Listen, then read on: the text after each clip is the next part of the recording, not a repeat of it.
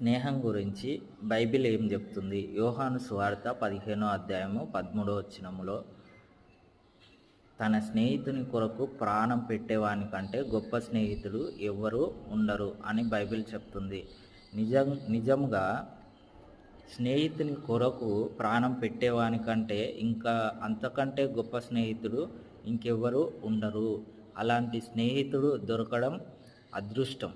అలాంటి వారు చాలా తక్కువ మంది, చాలా రేర్గా ఉంటారు. మీకా 7వ అధ్యాయము 5వ వచనంలో ఏమని ఉంటుందంటే, స్నేహితుని యందు నమ్మిక ఉంచవద్దు, ముఖ్య స్నేహితుని నమ్ముకోవద్దు అని ఉంటుంది. ప్రతి దాంట్లో కూడా రెండు ఉంటాయి, మంచి ఉంటుంది, చెడు ఉంటుంది. మనం ఎవరితో స్నేహం చేస్తున్నాము అనేది కూడా ఇంపార్టెంటే. అధికమైన ప్రేమ నిన్ను మోసం చేయొచ్చు. అధికమైన ప్రేమ నిన్ను మరణానికి అప్పగించవచ్చు.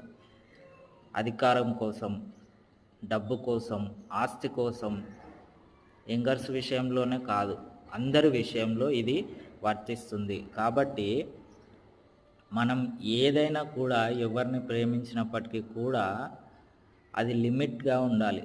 అధికమైన ప్రేమ మంచిది కాదు.